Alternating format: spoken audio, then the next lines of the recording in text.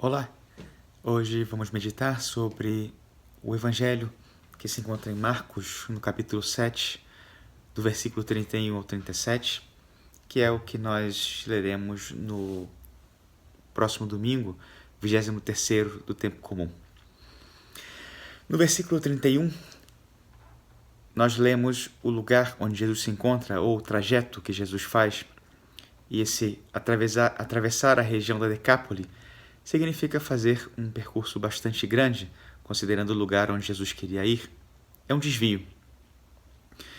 Em Marcos, vemos outros desvios de Jesus, ou vemos outros momentos em que Nosso Senhor quer ficar sozinho com seus discípulos, como que um momento de intimidade, um momento com as pessoas mais íntimas, em que ele pode transmitir seus ensinamentos em paz.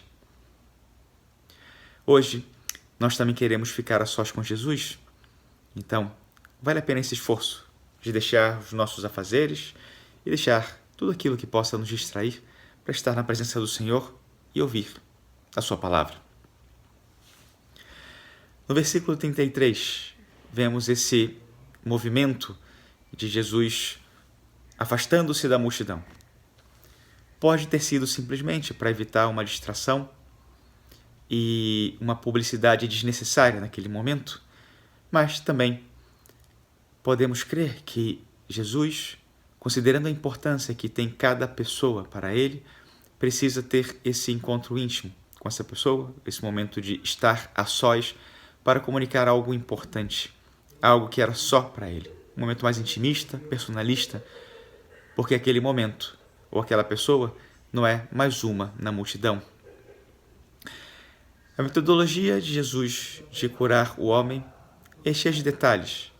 O que é indicativo do Evangelho de Marcos, Jesus coloca os dedos nos ouvidos do homem, em seguida cuspiu e tocou-lhe a língua. Na primeira observação, nota-se que Jesus está identificando as doenças que essa pessoa traz. E a metodologia de Jesus é cheia de detalhes. Jesus coloca os dedos no ouvido. A cura, nessa história, para ser projetada para evocar a cooperação da fé e de apresentar a ideia de que com a fé será ampliada com a vontade de Deus os ensinamentos de Cristo. É um gesto simbólico, como que sacramental. Tem que tocar para comunicar um poder e para que Deus realize então aquilo que Ele quer. Como acontece com os sacramentos, com a Eucaristia, no batismo. A força não está no pão, a força não está na água, a força está em Deus. E é Deus que transforma, é Deus que cura. É a palavra que acompanha os sinais que tem o poder de realizar a obra de Deus. E aqui é a palavra de Cristo, Efatá, uma palavra com uma força, com poder. Inclusive Marcos quis manter a palavra original no aramaico, Efatá, em lugar de usar o grego bíblico.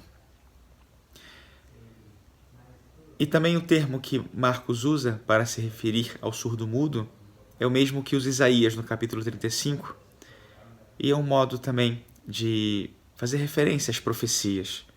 Jesus é o cumprimento de todas as profecias. E aqui nós encontramos Jesus Cristo cumprindo, realizando a profecia, porque Ele é a palavra encarnada. Depois, no versículo 35, encontramos a cura. E essa cura, que é de uma surdez, mudez, vista no tempo de Jesus como castigo pelos pecados. Essa doença física também é um sinal de um mal espiritual. E vemos que esse poder, essa habilidade de Cristo de curar, tem a ver não só com um poder como de um médico que sara uma doença, mas também vai além disso.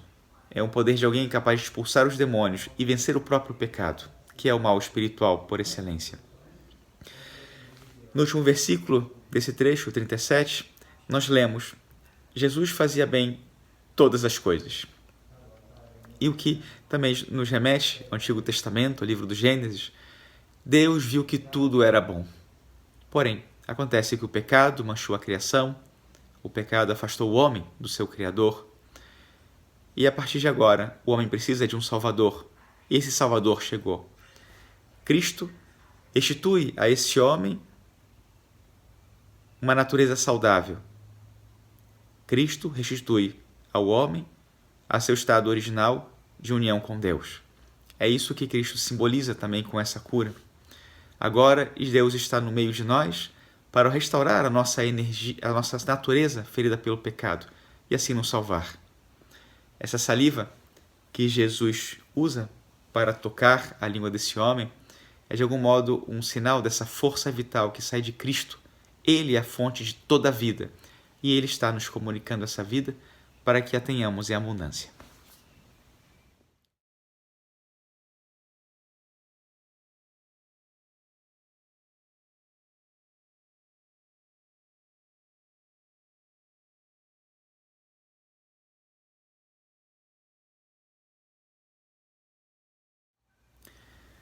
Vamos fazer agora algumas reflexões sobre o texto de hoje. A primeira pode ser: o que Jesus quer dizer com Efatá? Nós já falamos anteriormente que Efatá significa abre-te, é a palavra do aramaico, que para Jesus essa palavra tem uma força especial e por isso Marcos a conserva no original aramaico. Mas podemos pensar que Jesus tinha alguma intenção, além de, ao dizer Efatá, ele não só se dirigia aos ouvidos e à boca desse surdo-mudo, para que ele abrisse esses ouvidos à palavra de Deus ou fosse capaz de proclamá-la.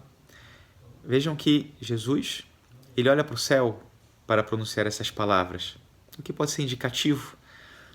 Podemos até imaginar que é uma oração ao Pai, porque o Pai é a fonte do poder de Cristo, então para realizar o milagre ele invoca esse poder. Mas também podemos pensar que Jesus está dizendo ao próprio céu que se abra para acolher esse novo homem que ele está recriando, que ele está salvando, para que essa seja a sua morada definitiva. O poder de Cristo, a expressão da sua misericórdia e pela força do seu sacrifício, ele abre o céu a todos os homens. Uma segunda reflexão pode ser também: por que Jesus pediu para que não se divulgasse a cura? Se ele é o Salvador, se ele quer que todos recebam sua mensagem, isso pode parecer estranho para nós. Marcos revela o Evangelho, ou revela a identidade de Cristo de um modo progressivo. Aqui, algo que nós podemos também entender, embora não esgotar, ou terminar de responder essa pergunta, é que Jesus, como ia revelando progressivamente a sua identidade, talvez considerasse que nesse momento as pessoas não estavam em condições de saber o que ele tinha feito, porque não seriam capazes de compreender quem ele era. E talvez não fossem capazes assim de acolher o Messias. E também podemos imaginar que esse segredo tinha a ver com essa incapacidade dos discípulos e dos ouvintes de entender, de reconhecer a divindade de Cristo, quem ele era realmente.